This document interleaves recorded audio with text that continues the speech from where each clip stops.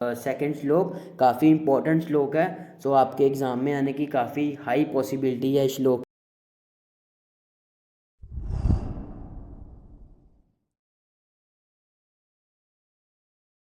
So hello everyone, welcome to our channel. So आज हम बात करेंगे वैद्य के सुभाष साहित्यम के चैप्टर 4 की।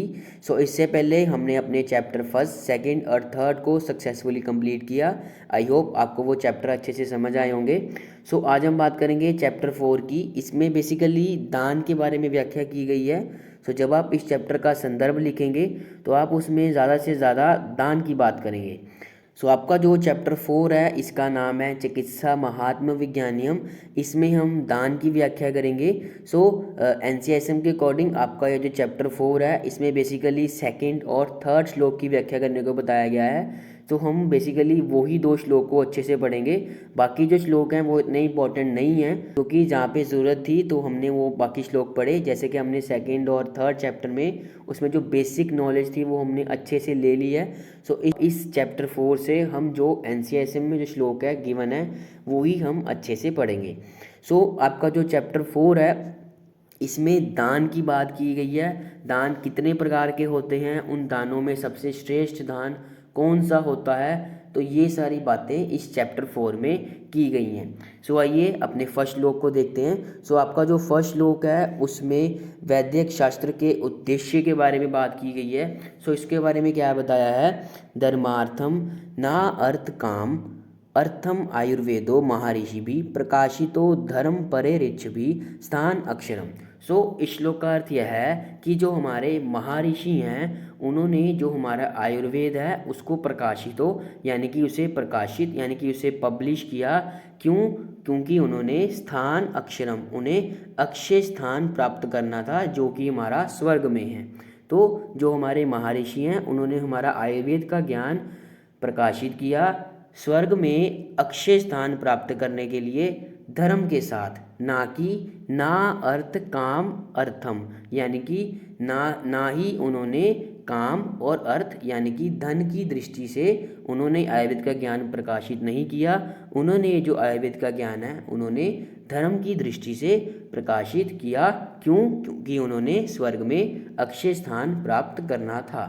सो इस श्लोक की हिंदी में क्या बताया है, स्वर्ग में अक्षय स्थान प्राप्त करने की इच्छा करने वाले धर्मनिष्ठ महर्षियों ने आयुर्वेद का प्रकाशन धर्म करने की दृष्टि से किया है, ना कि काम या धन प्राप्त करने की दृष्टि से किया है। सो ये था हमारा फर्स्ट श्लोक। उसके बाद सेकंड जो हमारा श्लोक है ये एक इम्पॉर्टेंट श्लोक है। आपके एग्ज़ाम में कई बार ये श्लोक आ चुका है। तो मैंने जो बाकी पेपर्स देखे थे उसमें जो श्लोक है बहुत बार गिवन है।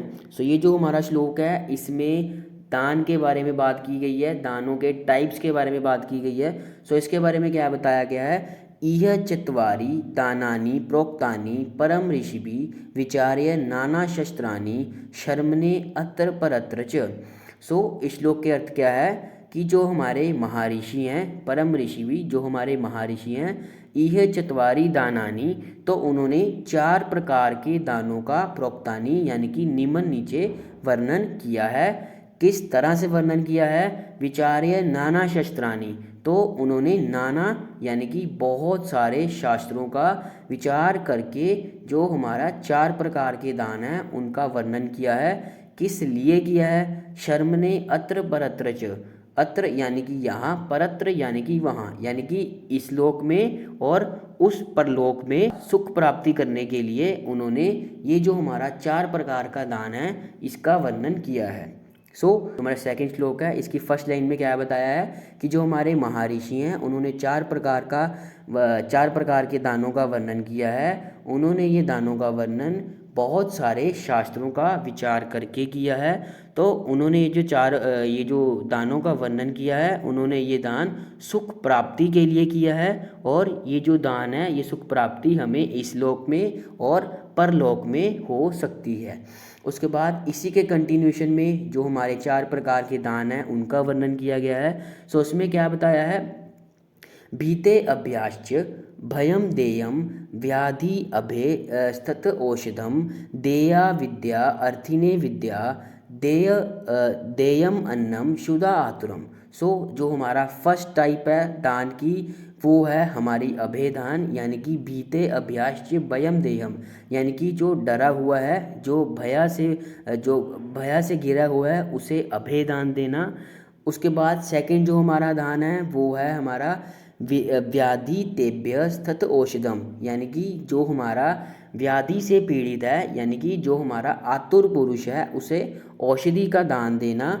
ठीक है। उसके बाद जो हमारा थर्ड टाइप ऑफ दान है वो है विद्यार्थी विद्या देना, यानी कि जो विद्यार्थी है उसे विद्या दान देना। और लास्ट जो हमारा दान है वो है क्षुधा आतुरम, क्षुधा यानी कि भूख, यानी कि किसी भूखे को अन्न दान देना। ये हमारा 4 प्रकार के दान इस श्लोक में बताए गए हैं। ये जो हमारा श्लोक है एक बार आपको मैं कंप्लीट बता देता हूँ। इसमें क्या बताया कि जो हमारे महर्षि हैं उन्होंने 4 प्रकार का दान, चत्वारि दानानि प्रोक्तानि का वर्णन किया है। तो उन्होंने ये जो 4 प्रकार के दान हैं उन्होंने काफ़ी सारे शास्त्रों का विचार करके हमें अत्र यानी कि इस लोक में और परलोक में सुख प्राप्ति करने के लिए बताए गए हैं। तो वो जो दान है वो है अभय दान, औषधि दान, विद्या दान और अन्नदान। एक बार इस श्लोक की हिंदी भी पढ़ते हैं। नाना शस्त्रों का विचार करके महर्षियों ने इहलोक तथा परलोक में सुख प्राप्ति के लिए निम्न 4 दान बतलाए हैं। और वो दान कौन से हैं? भयातुर को अभय दान, रोगी को औषधि दान और विद्यार्थी को विद्या दान और लास्ट में आतुर को अन्न दान।